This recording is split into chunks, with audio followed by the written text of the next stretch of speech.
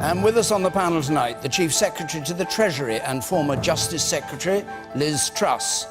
Labour's Shadow Foreign Secretary, former barrister, who specialised in human rights law, Emily Thornberry.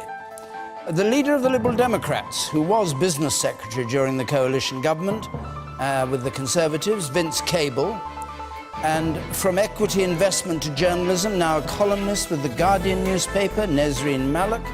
And the blogger, broadcaster, former Conservative Party candidate, Ian Dale.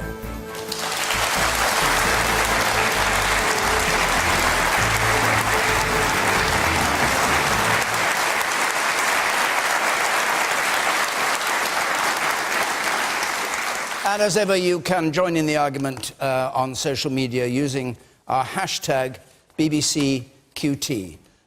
Question from Anne Britton, please.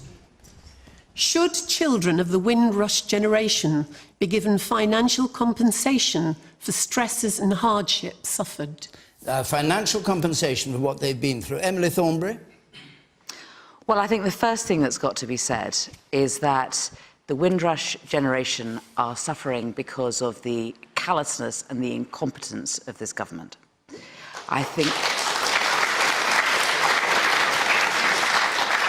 think that in the end, you know, the tone that is set by politicians. And they talked about wanting to introduce a hostile environment for illegal immigration. But they had discussed and they knew that there would be people who were legally here that would be adversely affected. And they cannot say that they've only just found out about this, because I know, I wrote to them a few years ago about one of my constituents who came here as a child and who was here for years, decades. He lost his job. I wrote to the Home Office. I pleaded with them. I said, oh, come on, this is obvious. He's British. Why aren't you letting him have his status sorted out? And they refused, and we had to go all the way to court. And only when we got to court did they accept it. I mean, you know here, Junior Green, you know, the man who went home to went to where his mum had originally come from. He came here as a babe in arms, and he went back, and because his mum was dying, and then when his mum died, they sent the body back. The British had no problem with the body going back. They just had a problem with the son going back. And so he missed his mother's funeral. I mean, how callous is that? When this hostile environment, as you put it, was first created, why didn't you vote against it? You abstained on the bill in 2014. Why did you do that? The point is that... No, the point is that. Why did you abstain? Well, let me answer it.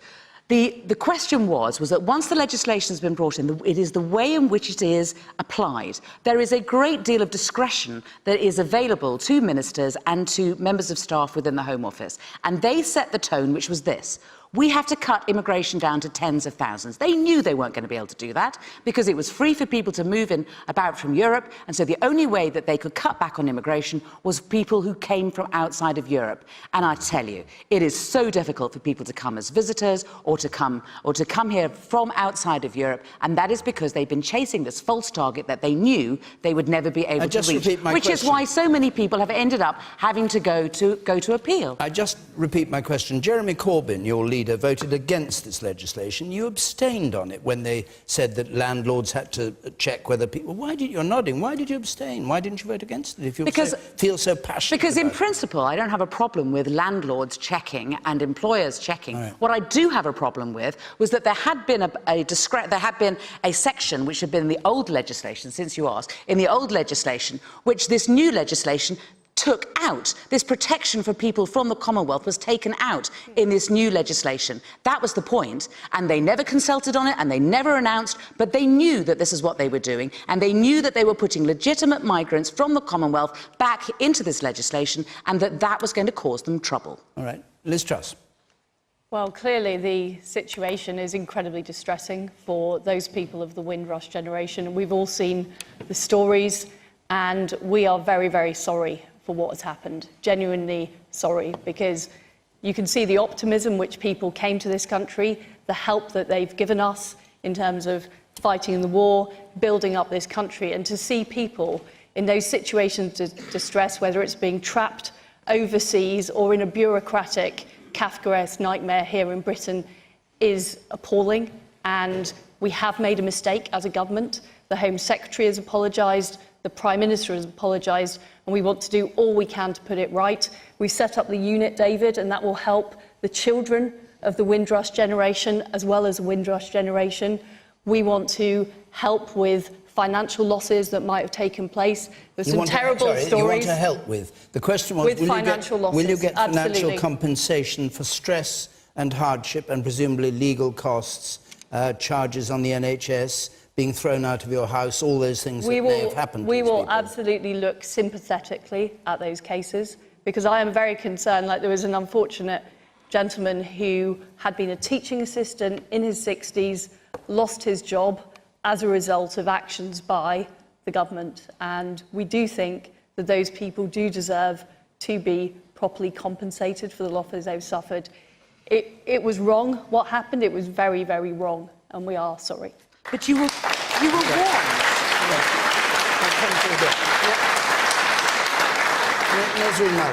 Well, I think it's completely bizarre that all these politicians who have voted for these acts continuously over the past 8 years, in 2010, in 2012, in 2014, and in 2016, to suddenly be bemused as to how it all happened. We can't carve out the Windrush generation and then decide that because that's happened and we've given them financial compensation, then there is no problem. There is a fundamental infrastructural cruelty that has started in 2010, when David Cameron decided that the Tory party can become the nasty party once more. And I think that this whole, we're sorry, it was a mistake, it was a snafu, it was a bureaucratic error, it was an unintended consequence, is a cop-out. The buck stops with Theresa May, who began the hostile environment in 2012, and this will not go away with financial compensation.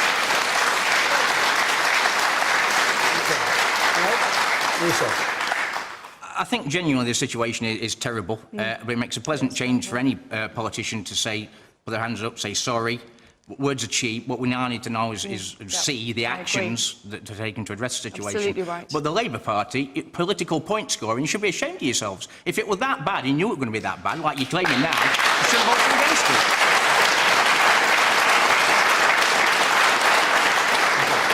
it. Please, Cable. Well, actually, I agree with the gentleman in blue. I mean, there is a lot of political point scoring. The fact is, we all in the political world have some responsibility for this. I mean, the process of becoming increasingly intimidating on immigration policy, it started the early days of the Labour government. If you remember Jack Straw, David Blunkett, they felt there was a public mood hostile, and they became tougher and tougher. In my government, we indeed adopted this ludicrous immigration target. Some of us spent 5 years fighting it, but yeah, I mean, I voted for some of this legislation as part of a compromise, so have some responsibility for it, and of course it continues to this day. But I think bringing it back very specifically to the Windrush generation, there are 50,000 people, many of them insecure. They've got to be given proper security and basis for staying here. But the problem goes much wider than that. The problem goes much wider than that. I mean, just to give one very simple example, one of my constituents is a woman who's been here all her adult life, Jamaican origin, dying of cancer within probably the next few weeks. And she wants her common-law husband, who was Jamaican, in Jamaica, to come and spend the last few weeks and months of her life so she's cared for. And they will not let her in. You know, and this is the default position when you're dealing with compassionate cases of this kind, and there are many, many of them visitors, is always to say no. And this culture has been built up over many years, and it's because the politicians of all our parties have believed that that's what the public want. And I think one of the genuinely good things to come out of this is the outpouring of genuine decency from the public and outrage that this has happened. And I think this is a very good check on everybody in politics that we've just got to change the emphasis. Of course, immigration needs to be managed and controlled. We all accept that.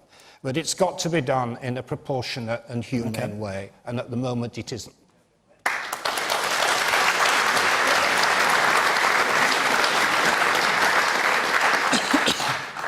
I just wonder how the government's going to deal with people who die because of this. I believe a gentleman died the day before he received his letter to say he could stay in the country.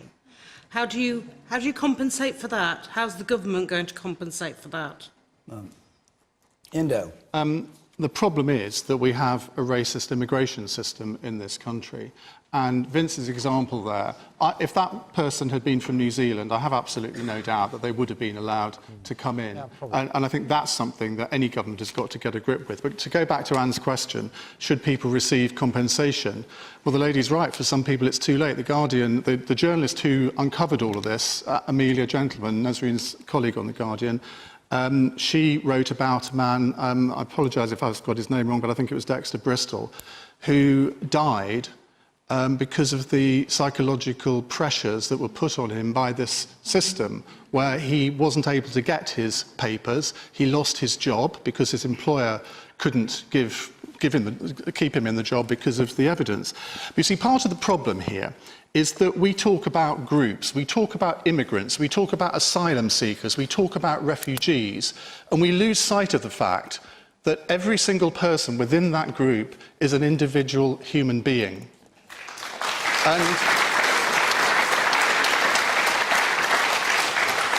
And when, as a government, you start using language like a hostile environment, you say it's to deter illegal immigrants, a lot of people don't look at the word illegal, they just see the word immigrant. So you create an atmosphere of hostility. And then the next stage is that you send vans around North London with "Go Home" written on them, and urging people to dob people in. Now, I don't know if you know how many people were actually sent home as a result of those vans. Yeah, 11. Now, was that really worth it for the fact that all the anguish that it caused, not just people who may have been here illegally, but people who were here quite legally? And the final point on this, I would say, is if you were an EU national now, and I've spent the last 18 months trying to persuade EU nationals who phone into my radio show telling me that they're worried about their settled status. I've tried to persuade them, no, of course you'll be fine. Well, you look at this, and if I was from one of the EU countries, I would be feeling quite nervous at this point. Now let me just bring it back to the politicians, because it's been pointed out today that on Question Time, way back in 2004, Theresa May appeared in a debate about immigration. This is what she said: "I'm actually sick and tired of government ministers who simply blame other people when something goes wrong." Does this mean heads should roll, do you think, in this case, rather than blaming the Home Office, blaming the border agency? Well, in this case, both the Prime Minister and the Home Secretary have apologised. They have taken responsibility for the decisions that have been made and the way the system is worked. And that is right, because ultimately civil servants answer to ministers. It's ultimately ministers' responsibility. The Home Secretary has acted to set up this unit to help people, and I just want to give the message out that if anybody is concerned about their status, it is very important they get in touch. They will get a sympathetic hearing. Okay. I just wonder how bad it has to get. Listen, I mean, I've resigned in the past. It's really painful. But I do think you do need to take responsibility. We have heard that there have been people not able to attend their mother's funeral. We have heard that people have died. We have heard that people have worked in the National Health Service and then suddenly weren't allowed to even get the assistance of the National Health Service later. We have heard the most terrible circumstances. And you know, sir, when you said that we knew, we did not know. That was the point. Was that they took this protection out of the legislation and they didn't consult on it and they didn't announce it. Your government was using the same kind of language. We didn't. Yes, you did. Hello. John Reid, when go home vans. No, John home vans. John Reid, when he was Home Secretary, he was talking about making it much more difficult for people who were here illegally. Alan Johnson actually used the phrase "hostile environment." So don't just blame. I'm not going to.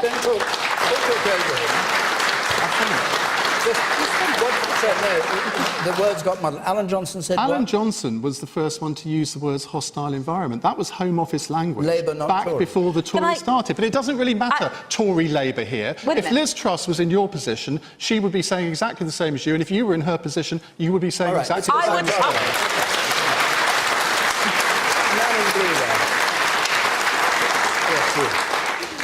When you lose your house, when you lose your job, when you can't get NHS service, sorry, it's just not good enough. It's how we saw action, both from Labour and Conservatives, because it's just words at the moment. OK, and the one here on the left, you. I was just just going back to what Vince said about the issue with the immigration.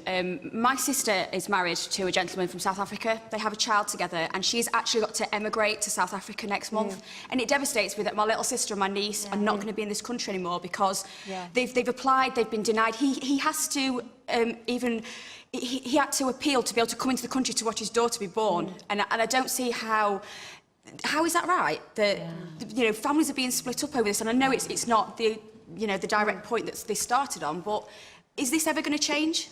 Okay, and the woman there in the 1 to 4th row. Yes. In any other business or industry, if it was in a school, someone who's made such a catastrophic error of judgment would be forced to resign. And I think this is where we're at now. If you're apologising and saying sorry and saying it was a mistake, then you need to go. And it's quite simple. All right. Yes, behind. To be honest, I wouldn't trust Theresa May to run a bath, let alone run this country. So she's an absolute disgrace. I never thought I'd agree with the Tory minister, to be honest with you. I'm not a minister. Or someone that stood as a Tory MP, but I think this goes deeper to the heart of the issue. This government and the Tories just don't give a monkeys about the working class. I'll take one more point from you in the 2nd row there. Vince Cable talked about an outpouring of decency from the public. It would be novel, wouldn't it, if we could see something similar from our politicians and the leaders of our country.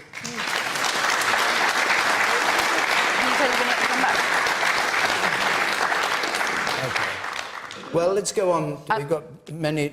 What do you want to say? I just wanted to say that I think that everyone would agree that we need to have a fair and a firm and a fast immigration policy. We need to have decisions made clearly so that we know who is allowed into the country and who is not allowed into the country, and we need to make sure that we enforce it.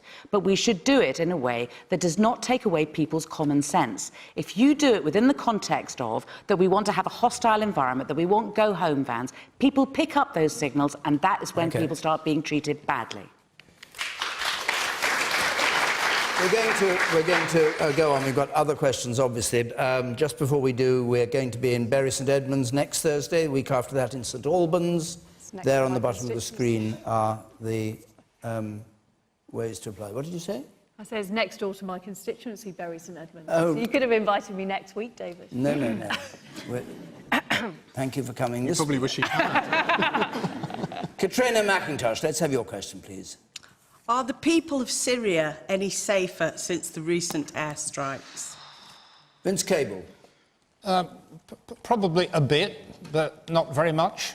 My attitude towards this was my criticism of government, that they didn't come to Parliament and debate this properly. But when I debated it in Parliament, I took the view, if only been asked, I would probably have agreed to it, because I think when you have a government quite systematically and cynically using chemical weapons against civilians, I think we can't just let it pass. But on the essence of your question, are they safer? I think the Syrian authorities may well have been deterred for a while. But the really alarming thing about this problem, I mean, when I looked it up, I discovered that over the last 5 years, chemical weapons had been used over 200 times in Syria, but nobody had responded to that. They used them on a weekly basis, quite systematically, cynically, because it works in that brutal, atrocious war.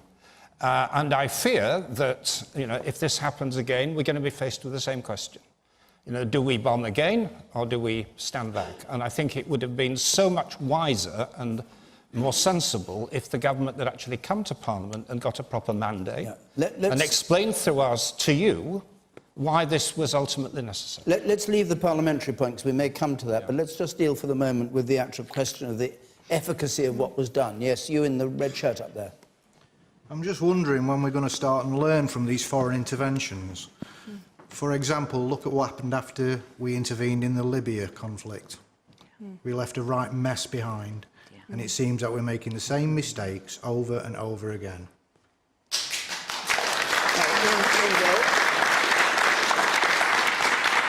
I think, sir, that's an extremely understandable point of view, but just because you get things wrong in one of these missions, that doesn't mean to say that you get it wrong all the time. We can look back to Sierra Leone, can look back to Kosovo and plenty of other cases where yes, of course, Iraq got wrong. I totally agree with you on that. But, well, Afghanistan, you might be able to argue that one. But there are plenty of occasions when Britain and the international community have intervened to good effect. To answer Katrina's question, the answer is yes. I think that if it is the case that Assad's ability to launch a chemical weapons attack has been diminished, I won't say eradicated, because I don't think that's probably possible, but if so, I think that is a good thing. Now, back in 2013, when Obama set his red lines and Parliament had a vote on that, I would not have voted for action then, but I think I was wrong, and I think Parliament got it wrong in 2013. I think the reasons that Theresa May has given are entirely convincing, unless you are some sort of Russian conspiracy theorist who believes that it was Britain that launched this chemical attack, which, I mean, really. I think sometimes the international community has to act. Now, it was proportionate.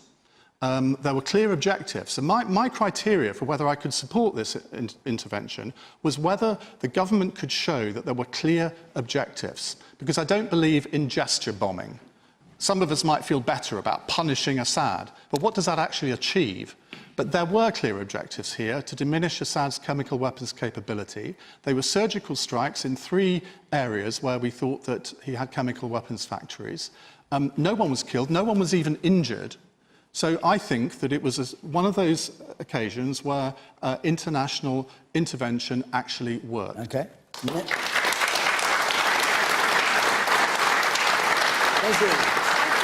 I think, to answer your question, I think probably they're safer for the next 2-3 days. I don't see how this is going to be a fundamental change of how things happen in Syria. If Syrian citizens are not going to be gassed, they're going to be bombed, or they're going to be shelled, or they're going to be arrested and tortured. And I think my issue with this is that it's always framed in terms of, is foreign intervention good or bad? And in a situation like Syria, which is so messy, and which has actually, to be fair to the government, has changed dramatically over the past 7 years. The entrance of ISIS made things unpredictable, the alliance with Iran and Russia has made things messy. I don't think it's helpful to speak of things in terms of should we intervene or should we not intervene. The most important thing is to have a strategy. If you're not intervening, have a strategy for not intervening that involves sanctions, engaging with allies, punishing Iran and Russia, having a robust humanitarian effort and taking in refugees. That's fine. If you are going to intervene, don't do it piecemeal and randomly without parliamentary consultation to make you feel better because you saw some children foaming at the mouth. Children are dying every day.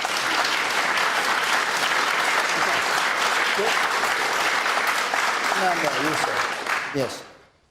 We're not the world's policemen. We need to stop these foreign interventions. It's getting us nowhere and it's causing us more trouble. We've seen this over the past 15 years. So you're against this one, obviously? Yes, absolutely. And any intervention? Not necessarily any intervention, but there never seems to be an end goal. There never seems to be, what do we want to achieve out of this? But there was here, that's the point. Hang on, Emily Thornby. No. Do you want to answer him? If they use chemical weapons again, what do we do? Do we bomb them again? Emily? I mean, I think you're absolutely right. I think the point is this: the history of the last 20 years of military interventions has been quite clear that we have not had a strategy, there has not been a plan, and we just need to look at what has happened in other countries. And quite frankly, there is a humanitarian disaster going on in Syria. The only country worse than that, frankly, is Yemen. And there is no strategy as to how to deal with that problem. So let's park that. So that's the answer to, are Syrians going to be safer tonight? No, they're not. The question was, how do we... wait a minute. That we had to deal with the issue of using chemical weapons. Now, the Chemical Weapons Convention was something that the whole world agreed to, that we had to move on, that it was about time we stopped using chemical weapons. And then we start seeing them being used, so what do? We decide that we're going to just, a few of us are going to unilaterally decide that we're going to decide that's not right, we're going to do something about it. What we needed to do, and I was at the Security Council when we had the first discussion, and what was happening was that the Americans on the one hand were saying, you know, of course it was the Russians or the Assad who were responsible for these chemicals, and the Russians were saying there were no chemicals used at all. baseline, which they all agreed on, let's send in the investigators so there is no argument. So it was quite clear. Listen, whatever my personal opinion is... Whatever my personal opinion is... This is over a week ago. Nobody's gone in yet. There are weapon inspectors in Damascus, and they are going in, and what they need to do... Sorry, when are they going in to... What they need to do... Please, can I just finish this bit? What they need to do is they need to prove that the chemical weapons were used, and that is the baseline, and that is where we start. Because, do you know what? I want Assad prosecuted for this, and if he's going to be prosecuted, we need to have evidence that everyone can agree on. Can you just explain why, in that case, these inspectors have not been allowed in? They've been day after day. They're going into today, they're going in tomorrow, they've not gone in. From what I understand is that there is a huge amount of red tape, safety planning, blah, blah, blah, within the UN as to what they need to be able to pass all of this before people are out. Of course, they should have gone in earlier. And do you know what? One of the reasons that it isn't safe is because there's been a bombing from Assad and then also bombing from the Americans. Russians won't let them in. That's the truth. I can answer the question. The Russians have stopped the weapons inspectors coming in. Yeah. The Russians have blocked... Let us speak. The Russians have blocked action on the Security Council. They have stopped action being taken. And the reality is that these dreadful chemical weapons that have been used to flush out innocent citizens from their homes in Syria have been backed not just by the Assad regime, but also Russia has turned a blind eye, and Russia is on the Security Council. And I don't think we can stand by and allow Russia to flout international law, as they did also in a different way in Salisbury, and allow these weapons to be used, on which there has been a ban for 100 years. And I just wanted to respond to the point made in the audience. I think there's a big difference between seeking to change a regime, which was the objective, for example, of the Iraq War, and what we are doing here, which is protecting the international order and protecting that ban on chemical weapons, which are so egregious. And Russia, frankly, is a rogue state that has been allowed to do this. And if we don't put a stop to it, if we don't call it out... But the question is, you say the Russians are breaking international law, and you break international law in order to enforce it. You must allow people to speak so they're heard, and I'll bring you in. But if you interrupt all the time, people... You're not interrupting all the time. I'm really not. The point I'm trying to... Right, all right, even if you weren't interrupting, I want to get to Nazreen. I'd like to make a very brief point. If Labour does not believe in intervention, they should just own that, rather than peddle all these conspiracy theories or indulge the fact that someone used chemical weapons but it wasn't Assad. Just say, we don't believe in international intervention, and stand your ground on that. But to contribute to this really unhelpful view that weapons inspectors haven't found anything, that someone used chemical weapons but we don't know who they are, there's very clear footage, there's testimony on the ground. Chemical weapons have been used in Syria. If you don't believe that that is a cause for international intervention, that is fine. Just own it. Now say it. Thank you. Is she right? Of course there has to be international action when chemical weapons are used. And I would suggest that when it is a breach of international law, the way to enforce it is not by, Liz, breaching international law ourselves. What we need to do is we need to be able to act collectively, and what we do first is we prove that those chemical weapons have been used in a way which is to a standard that no one can argue about. I may have my personal views. I may think they used international, that they may have used chemical weapons, but the point is that it needs to be proved so that we can have the international community acting as one. But because if we had... The Russians won't let the inspectors please, guys.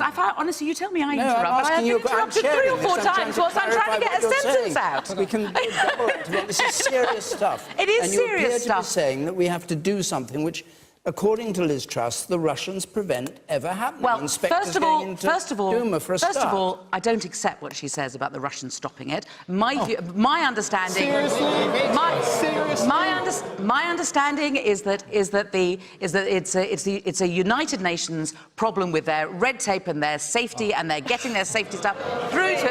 And I mean, listen, you know, that is what I'm told. Today? But I tell you what. As I say, I was at the Security Council, and the Russians accepted that these chemical weapons inspectors needed to go in, and if there had been a Security Council resolution about that phase 1, there would have been unanimity at the Security Council. We would then need to negotiate how we then looked at how we proved who was responsible for using those chemical weapons, and that was really important, and that needed to be done next. But what I want in the end, Ian, is I want effective international action so that we can protect people against the use of chemical weapons. Why won't you give us... I promise I will. Why won't you give us your personal opinion as to who was responsible for this? We've all done it. Why can't my you? personal opinion is that Assad was responsible for gassing these kids, and I want him to go to court. So I want to make sure that we have strong evidence so that we can get him to court. The flaw in your argument is that the OPCW, they will not attribute blame. They will go in and say there was a chemical attack, and they'll say... Exactly. That's why I was saying you do it in 2 phases. The OPCW does phase 1, and then you have a gym that does phase 2. I'm going to the audience now. Thank you. The woman there in the second row. I would say, whilst I applaud the action if we have truly removed the risk of chemical weapons against the people of Syria, I also can't help but observe that we've had one conversation talking about the importance of protecting the rights of people from the Commonwealth, and then another when we've moved on to saying that we shouldn't be intervening because they're foreigners. The man up there, on the gangway.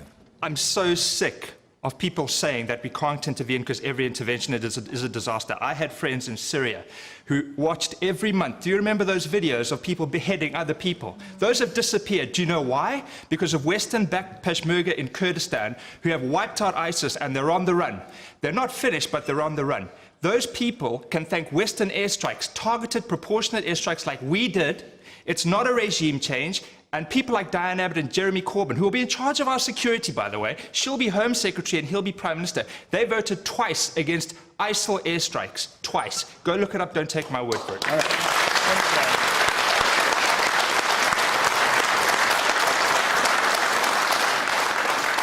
The woman in the second row, 2 in there, yes. How can we trust the findings of the weapons inspectors when the Russians have now been in charge and policing that area for the last 10 days? It's difficult, but you know, but the US Secretary of State, right, James Mattis said the day before the bombing, he said we don't have any definitive evidence, we only have social media indicators. So I'm just saying we do need to do the best we can to get as strong as evidence that we can, so that we get the international community to step up and do its job and make sure that we don't ever see these weapons used again. The man there in the third row. That's what I said, Secretary of State. Yes. You in the third row from the back, yes. Emily, I think you're giving the Russians too much respect. Do you not think, surely, that it's absolutely possible that they've said one thing to you and they're doing something completely different behind closed doors? OK, and I want to go... I take that as a rhetorical question. You in the third row from the back, yes. Ian, I'm a fan of yours, but when you say these are conspiracy theories, I haven't seen any evidence that makes me believe that Assad did this. Assad has no motive for doing this. Well, let me tell you. Hang on, Ian. Don't jump in. Let him speak. He's basically won the civil war. What has he got to gain by bringing America and us into this?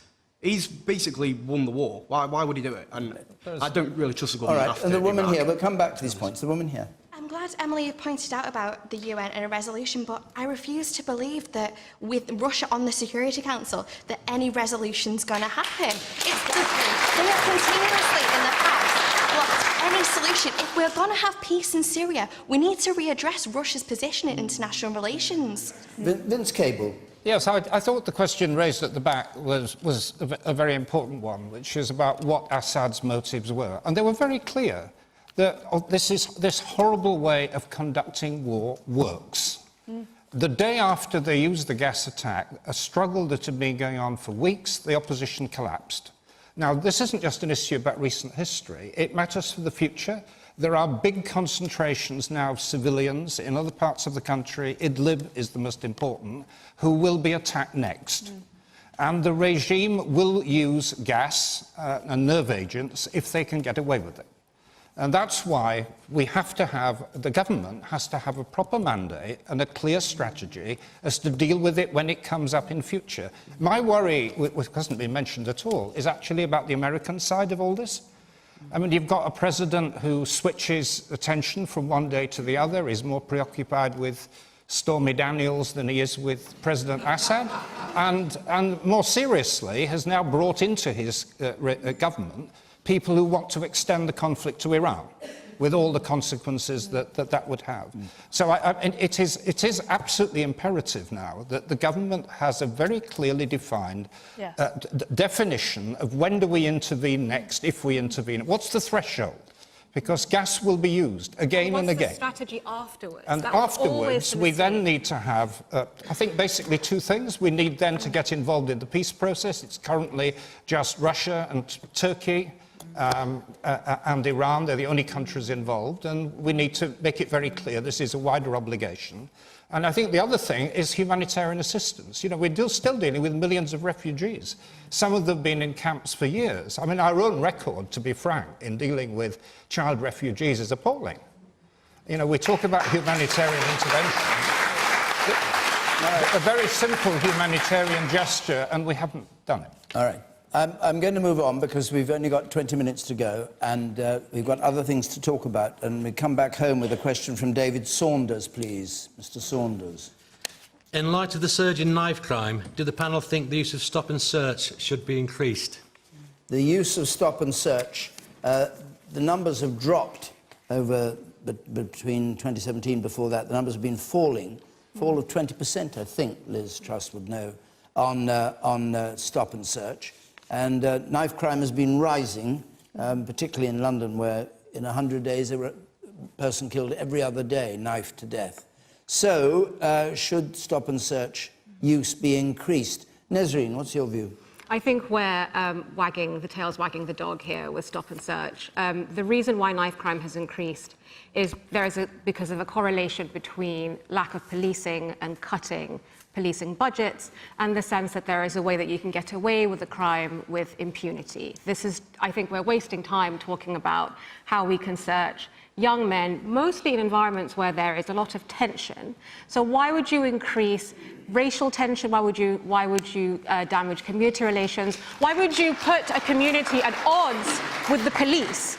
And I think that I'm always fascinated by how governments manage to divert the conversation from how we got here in the first place to how can we fix this.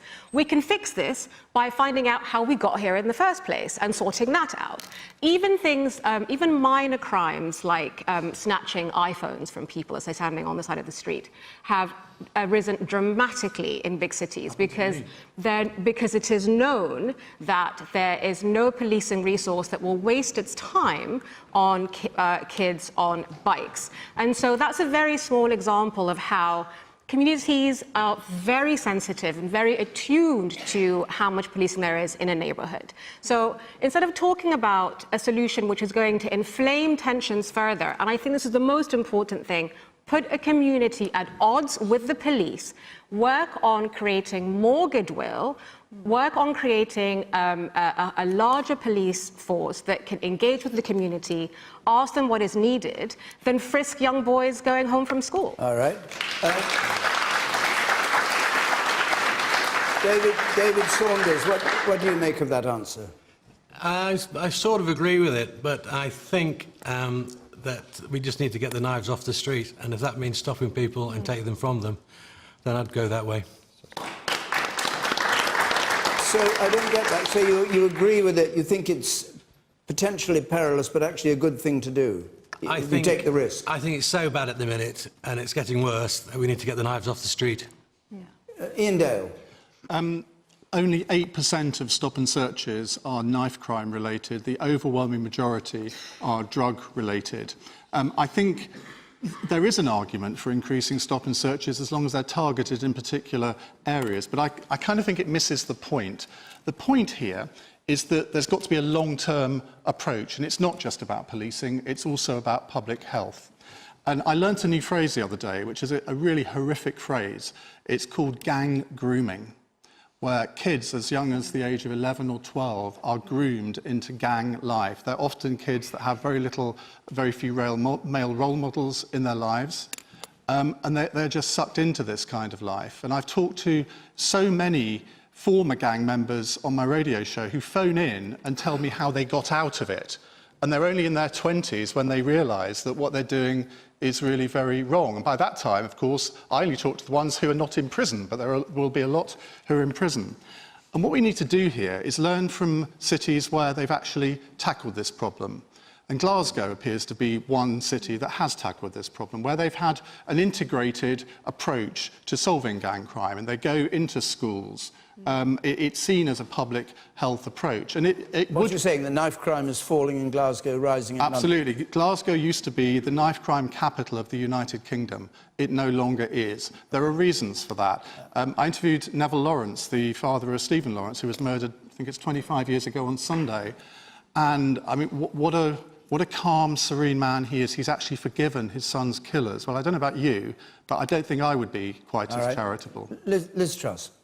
So I very much agree with what Ian is saying about early intervention. You know, we need to look at the root causes. We need to make sure that we are intervening before youngsters join gangs. We're seeing a very worrying spread across the UK in terms of county lines of grooming gang members to go into rural parts of the country, small towns, and part of that is making sure that those young people have the alternatives, that they have the opportunities, the apprenticeships, the career paths, rather than joining a gang. Now, on stop and search, I do think it is a part of what we need to be doing. And in fact, Cressida Dick has recently said that she wants to see more of it used in London, but it does have to be used in line with the law. And I think what was happening before is people were being targeted because of their ethnicity. That was wrong. And what we have seen in the way stop and search is now being used is it is achieving a higher arrest rate. It's done on the basis of, is there genuine suspicion around that individual? Drugs, not knife crime. Eight times more black people are searched, or stopped and searched, than white people. But is that balanced, reasonable and fair? Well, what the police are doing in the way that they, in general, investigate crime is they're using more risk-based evidence. They're looking at what are the leads rather than just randomly going and stopping and searching people. They are, and I've been out with Norfolk Constabulary, I've seen the way they use technology now, and they are taking a more proportionate response. I think it's a very long-winded way of saying it's racial profiling, but there we are. It's racial profiling. It's racial profiling.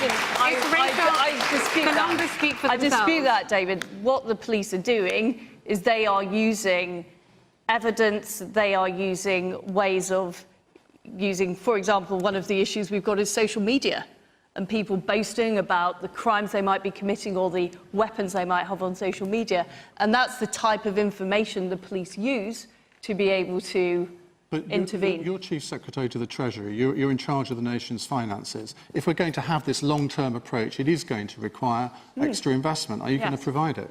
And one of the things I am very keen to do is make sure that we are using our money earlier in people's lives rather than waiting till the problem occurs, actually taking those long-term decisions, say, for example, investing in early education, which we know raises people's chances of getting a good job in later life. She doesn't actually dish the money out. The Chancellor does that, doesn't he? She does, actually. Well, do you do it? I dish low levels of money out, David. Do you? Yes. What kind of sums do you dish out? Billions, well, billions. Not any to Question Time or the BBC. What? Man up there. Oh, me? Yes. Oh, I was going to say, please, Liz, can we have some money then? Because youth centres used to be there. They've been cut. Sure Start has been cut. In Chesterfield, we've gone from a multitude of centres to just a few, and they're going to be cut even further. And as an early years practitioner, my money has been cut and cut and cut some more. So yes, if you want your early intervention, please, please, please give us the money for those of us that are there to do it, to do our jobs. Well,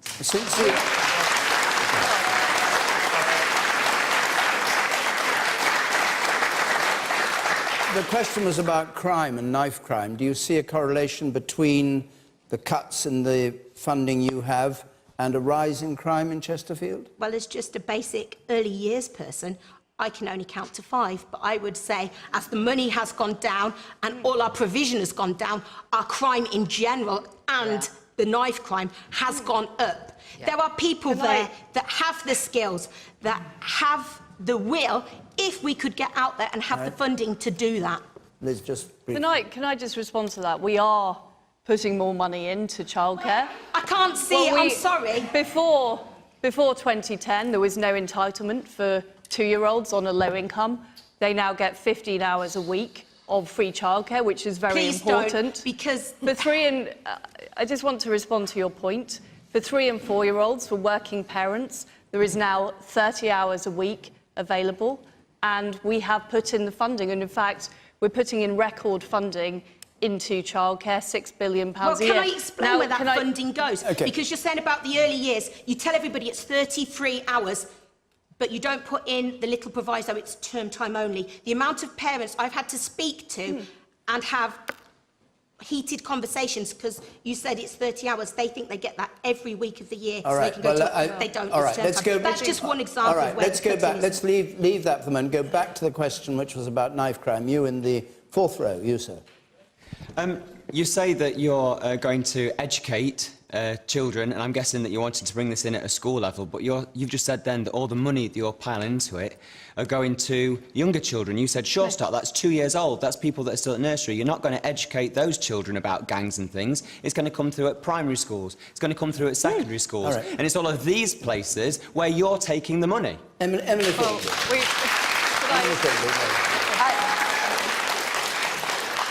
mean, I think it's generally accepted that at about the age of 11 or 12, that whilst kids may love their mum and dad, they're looking for other adults. They're looking for another role model outside the home. And if they don't have it by way of doing sport or in a youth club or anything else, they will go to their friends, and that's where they will find their alternative world. And that's why youth work is absolutely vital. Can I make another point, though, which is this? We can only speak from our own experience, and I represent an inner London constituency, and we have had terrible, terrible deaths as a result of knife crime. I write too many letters to grieving mothers. I know far too much about this. And there was a time when we had so many of these knife attacks that, frankly, kids who wouldn't normally even be carrying a knife started carrying them because they were afraid that other people were carrying them. And in those circumstances, I wholeheartedly agreed with what the police did next. Over a period of 2 weeks, they literally randomly, they stopped young people, and they stopped them randomly. They didn't do any racial profiling. They stopped everybody, and they searched them to make sure they weren't carrying knives. And they searched the parks. There were people hiding knives in the parks, and we had to stop it. And over that period of a couple of weeks, people then knew that they couldn't. And I then looked at the stats, and I spoke to my borough commander, and she had sat down with the cops beforehand and said, you're going to do this, you're going to be talking to all sorts of kids, you must do it respectfully, but you must do it firmly, we do not want any incidents, be careful, be polite, say thank you. And when we looked at what the racial background was of the kids who had been stopped, it did match exactly who was in my constituency during the day. And it was good. And it worked. All right. You say. Yes. I think there needs to be a twofold approach. I think actually some of the answers are quite similar to what we're talking about Syria. There needs to be a long-term strategy, education, and all the rest of the things that you're talking about, but sometimes there needs to be a short, sharp shock. And if stop and search or some other tactic stops people from being killed tonight, tomorrow, the day afterwards, then that's what we should do. Vince Cable. Yes, I think Ian made the correct point at the beginning, that actually the stop and search argument is beside the point. I mean, what is happening, it's particularly true in London, but it's true in other big cities in varying degrees, is you've got a big upsurge in the drug trade. What is happening is that primary school children are now being used to carry the drugs because they're relatively unobservable. We're dealing with the problem of guns as well as knives. And in order to deal with these things, I mean, it's a mixture. It's partly a resources question, but the question is how you do the resources. And I think the most important thing, actually, is having police on the streets. They've largely disappeared in many areas. And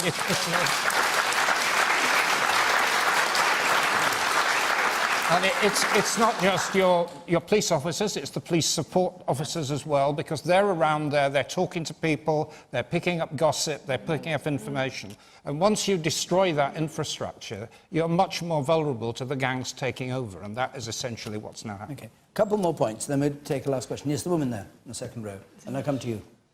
I used to live in London, and I know there's a gang culture there.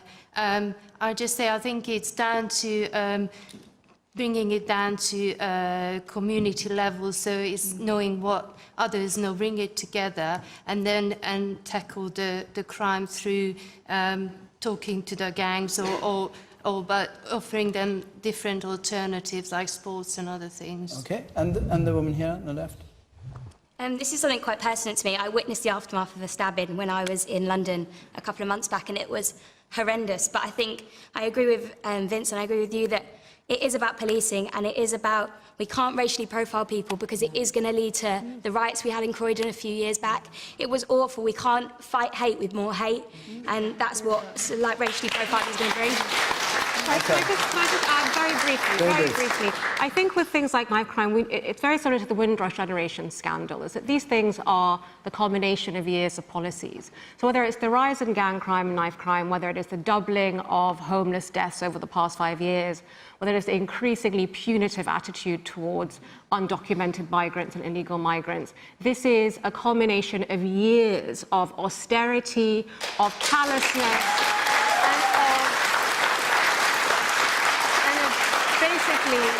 withdrawing, as a government, withdrawing from our communities and withdrawing from the ability to see people as individuals as opposed to corporate individuals that need to be managed.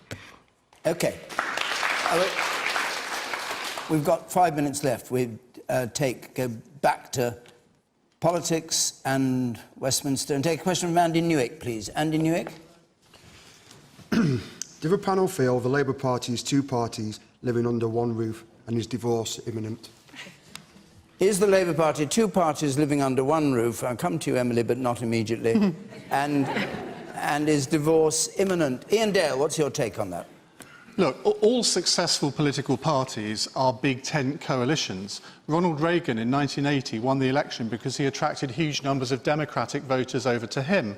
Margaret Thatcher won a huge majority in 1983 because she attracted huge numbers of former Labour voters over to vote Conservative because of the council house sales. Bill Clinton did the same thing. Tony Blair did the same thing. I mean, brilliantly, Tony Blair attracted people who previously could not consider voting Labour. So all political parties are big. OK, so can we come to where we are now? Well, where we are now is that the Labour Party is at least two parties, if not three or four. And Emily has been incredibly successful in making the transition to being a Jeremy Corbyn supporter. And I mean, she's been on Question Time, I think, more than anybody else in the shadow cabinet because she is the human face of Corbynism.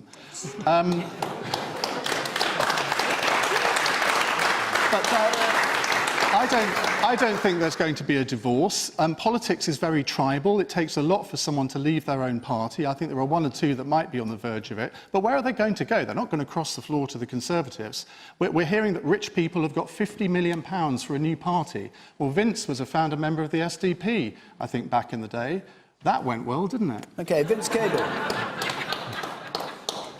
Vince. Yes, I mean, I think that you know, there are deep fissures in the Labour Party. It's very obvious, actually, when you're in the House of Commons. We've had in the last few weeks the argument about the Salisbury murder, we've had Syria, we've had anti-Semitism. And what is almost embarrassing is the way that large numbers of Labour MPs now publicly disown their own leader. And they do it very vocally, very openly, and the important question, actually, is what they're going to do about it. I mean, most of them are just sitting tight, waiting for something to happen. It may be that Brexit will be the trigger. I don't know. What's Emily doing, in your view? Well, I think Ian's comments were fair.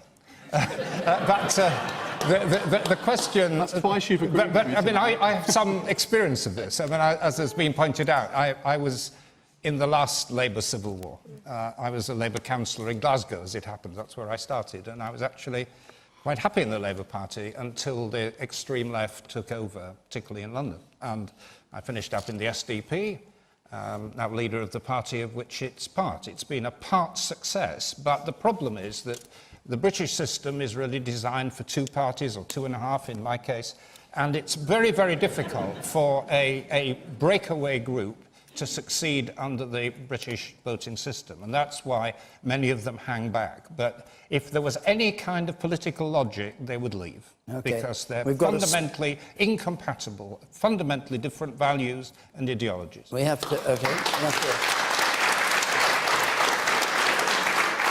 speed up, because we've only got a couple of minutes left. Emily Thornberry, fundamentally different ideologies.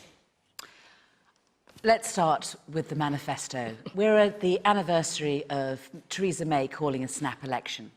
And what the Labour Party discovered was that we agree with each other. And we put our agreement in a manifesto that was anti-austerity, that was about greater fairness in our country. It was a truly internationalist manifesto.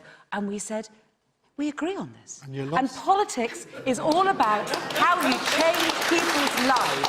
It's about how you change people's lives, and it's the policies which is what is important, and that is what unites us. And we are a party of 600,000. And when the next election is called, we are going to win. We are going to win. As long as we remain united behind the radical manifesto, we will win the next election. You've said we will that show already. that there is hope and there is another way. It does not have to be like this. Liz Truss. The fact is, the main people's lives, the Labour Party seem to be trying to change as each other's. They're desperately trying to deselect MPs in seats across the country or council leaders.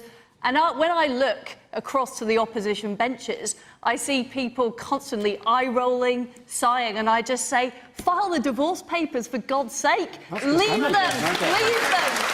All right. Brief if you would. I'm sorry to say be brief, but we are... No, I'll be brief. I think the real tragedy here is, where do Labour voters go? I mean, we can't go to the Lib Dems because their soul was stolen in the coalition. And it's really painful to see this fight, because the Conservatives need an effective opposition. So, as someone who cares very much about the values of Labour, I just want to say, please, just get it together. All right. Okay. Our hour's up. Apologies to those who have your hands in the air still. Come back next time. It's the first time we've been in Chesterfield, but I've no doubt after tonight we'll be coming back quite soon, because it's great.